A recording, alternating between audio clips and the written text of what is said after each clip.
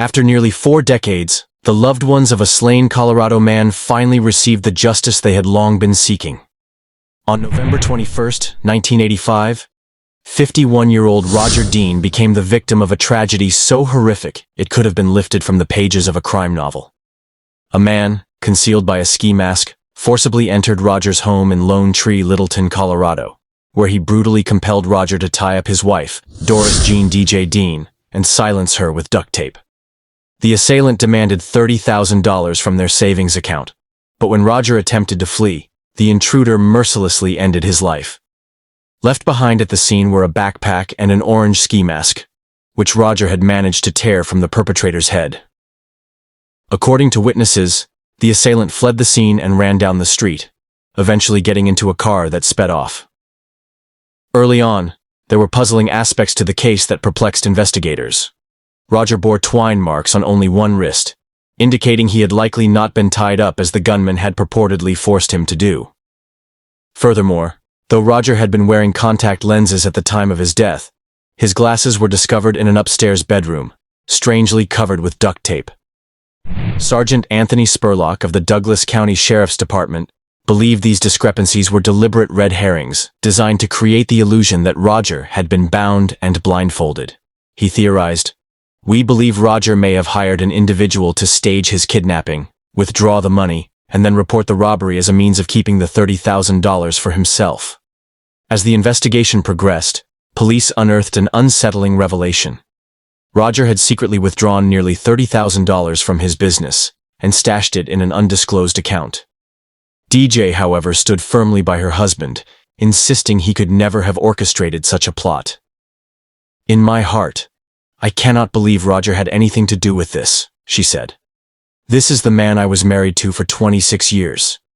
Yes, we had problems in the past year, especially after the loss of our son, but I knew him too well to believe he was capable of this." DNA samples from the ski mask were collected, but at the time, the limitations of forensic science left the case cold. It wasn't until 5 years later, on July 21, 1990, that DJ and their daughter, Tamara, received an anonymous letter from a person claiming to be Roger's killer. The letter demanded $150,000, insisting it was owed to him, and threatened further violence if his demands were not met.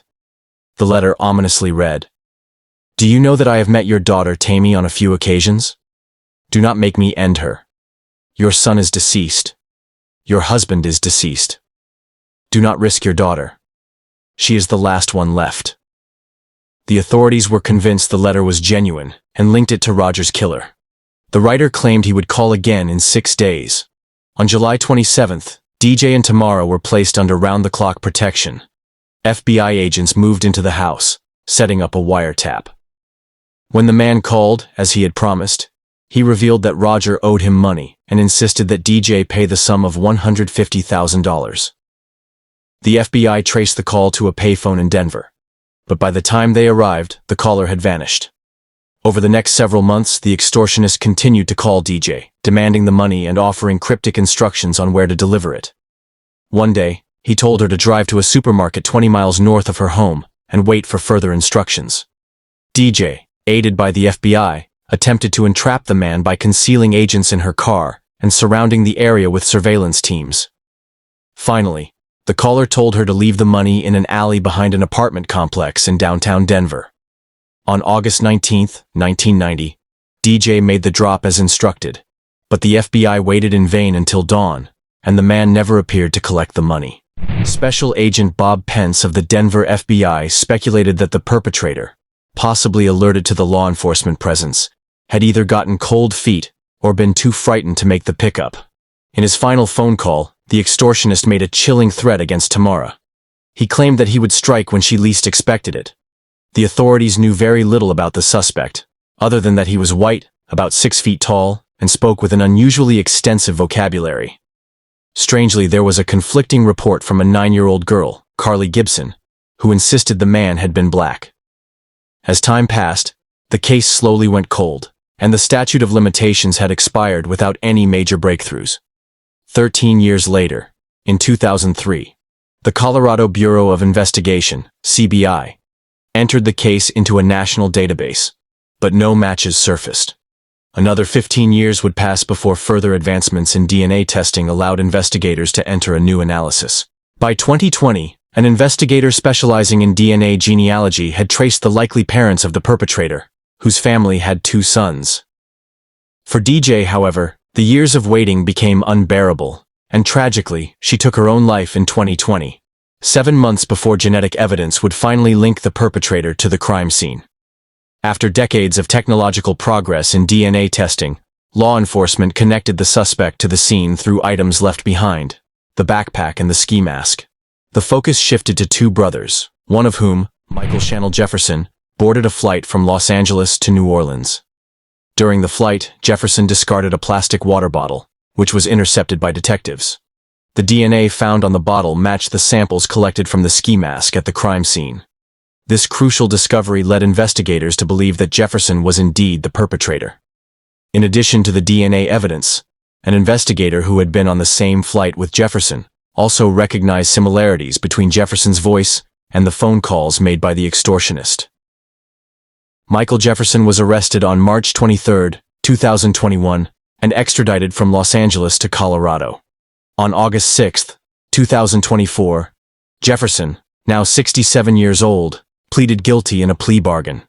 On January 16, 2025, he was sentenced to 32 years in prison for the murder of Roger, with credit for more than 3 years of time already served. Although it was the maximum sentence, the district attorney in Douglas County believed that Jefferson could be paroled in as little as 8 years. Tamara, Roger's daughter, voiced her frustration with Jefferson's lack of accountability.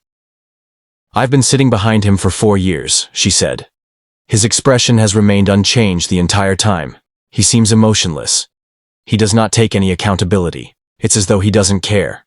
She added, "He could have done a lot for me and a lot for himself if he had just explained why he did what he did and offered an apology. At the very least, a recognition would have been helpful. I have no respect for him whatsoever." Given the prolonged trial delays and the scandal surrounding DNA mishandling within the Colorado Bureau of Investigation, Tamara remarked, "I think it's a good thing Mom wasn't here to witness this. If she wasn't already deceased, this process would have destroyed her." The DNA test that ultimately confirmed Jefferson's involvement was also the reason he pleaded guilty to a lesser charge, conspiracy to commit murder, instead of the original, more severe charges. Former forensic scientist Ivan Missy Woods had worked on the case, but after she was found to have manipulated DNA evidence in several other cases, prosecutors decided that the risk of going to trial was too great, even though Jefferson's DNA was later confirmed by an independent lab. Investigators suggested that a potential motive for Jefferson's actions may have been his relationship with a woman who was an employee of Roger's. He may have believed Roger was wealthy and thought he could profit from him. Finally, after years of waiting, the mystery of Roger's death was solved, but the pain of loss and the quest for justice had lingered far too long for those left behind. At 6:20 a.m. on August 9, 1976, a truck driver named Martin Duran stumbled upon the lifeless bodies of a young man and woman. In a state of urgency, Martin reached out to Charles Graham, a local store employee, who promptly notified the authorities. Both individuals had suffered gunshot wounds to the upper chest. Initially, the male victim was estimated to be between 18 and 22 years of age. However, a forensic dentist later assessed his dental records and revealed that he was actually over 27, though his youthful appearance was attributed to his attire and physique. The man, of Caucasian descent with an olive skin tone, boasted shoulder-length brown hair, deep brown eyes, and strikingly bushy eyebrows. Standing over 6 feet tall and weighing approximately 150 pounds, he bore scars on his shoulders and back, indicative of a history in contact sports. His attire included faded brown Levi's jeans, a vibrant red t-shirt, and a luxurious yellow-gold Bulova Accutron wristwatch. Adorning his finger was a 14-karat gold ring featuring a gray sapphire, engraved with the initials JPF, hinting that his name began with the letter J. The quality of the ring and watch, along with his intricate dental work, suggested he hailed from a well-to-do background.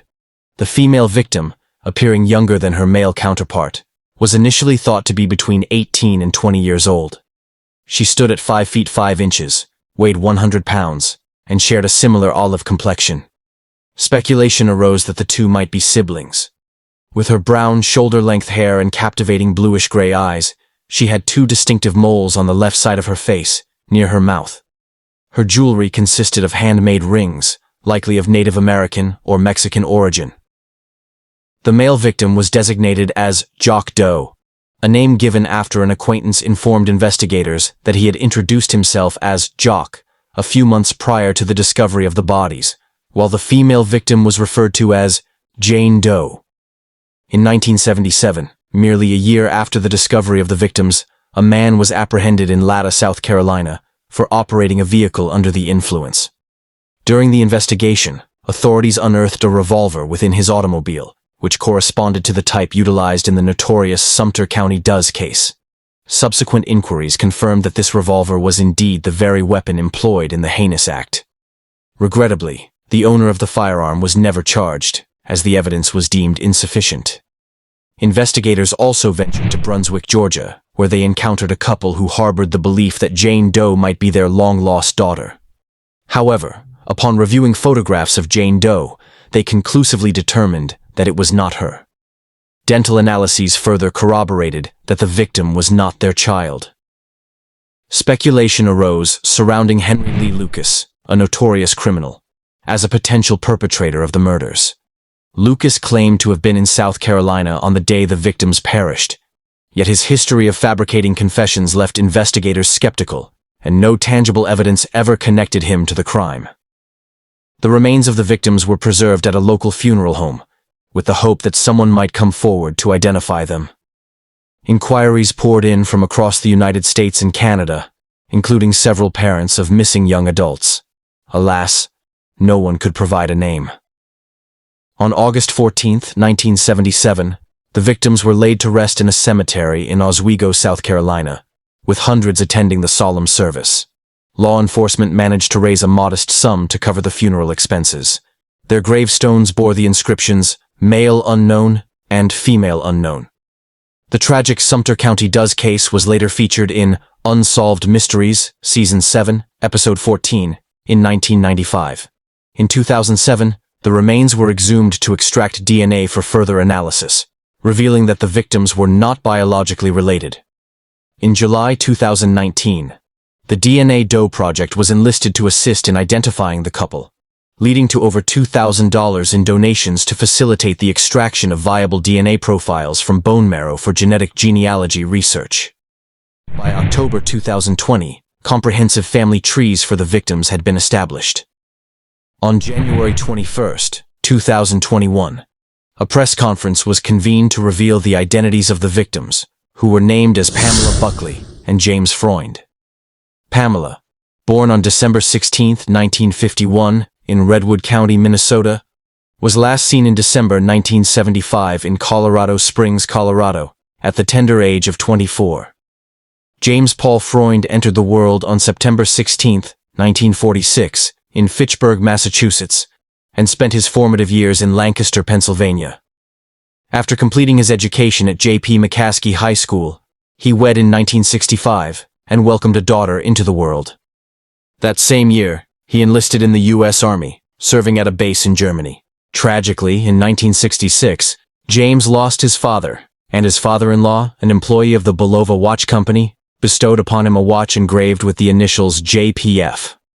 Upon his return to the United States, James faced the dissolution of his marriage and vanished on Christmas Day 1975 at the age of 29.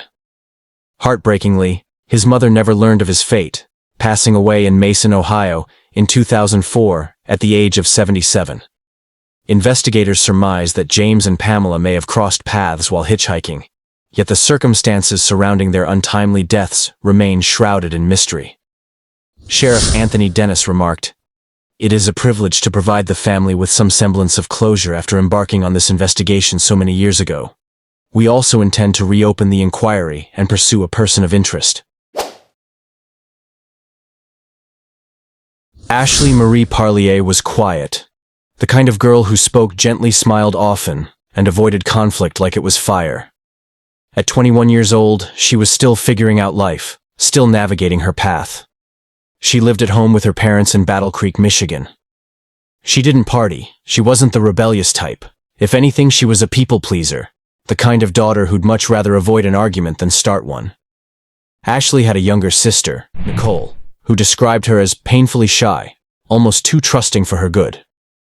But Ashley had secrets, and one of them was growing inside her. In early 2005, Ashley discovered she was pregnant. She hadn't told many people. She wasn't in a serious relationship, at least not one that her family knew about. The pregnancy wasn't something she celebrated. It was something she tried to hide, and when the truth finally came out, it didn't go well. Her parents were shocked, disappointed even. Arguments followed. Tension filled the house. One afternoon in June 2005, things reached a breaking point. Ashley and her parents fought. Words were exchanged. Emotions ran high. And then she walked out the front door. No purse, no wallet, no phone, just vanished. She never came back. At first, her family thought maybe she needed space. Maybe she went to stay with a friend or checked into a motel for the night. But when the hours turned into days and no one heard from her, panic set in. Ashley didn't drive. She didn't have money. She was vulnerable, emotionally and physically. And worst of all, she was pregnant. The police were called. A missing persons report was filed. Flyers went up. But leads were scarce. There was no sign of her at bus stations, no hospital admissions in her name. She just disappeared. Her family begged the public for help, but weeks passed, then months, then years. The case went cold. For 16 years, Ashley's family lived in limbo. No closure, nobody, no peace. Her parents died without ever knowing what happened to their daughter. And as time moved on, so did the world. But Ashley's younger sister, Nicole, never stopped searching. She pushed for answers. She kept Ashley's name alive in local media. Still, the silence was deafening. Then, in 2021, everything changed. In an entirely different state, Pennsylvania, police were investigating a man named Harold David Hallman III, a convicted felon with a disturbing past. He was already in prison for killing multiple women. But during an interrogation, Hallman dropped a bombshell. He'd murdered a woman in Michigan. Her name? Ashley Parlier. The confession came out casually, like it was just another notch on his belt. Hallman told detectives he'd met Ashley in 2005. They were in a relationship, according to him, something her family had never known. He believed he was the father of her unborn child, and for reasons that still aren't fully clear, he decided she couldn't live. He lured Ashley to a remote area in Newton Township, a wooded stretch of land far from any traffic or homes. He claimed they argued. Then he hit her, over and over with a piece of wood. When she stopped moving, he buried her body in a shallow grave and left her there, like she never existed. Detectives in Michigan were notified. They brought Hallman back for questioning, and he didn't hold back.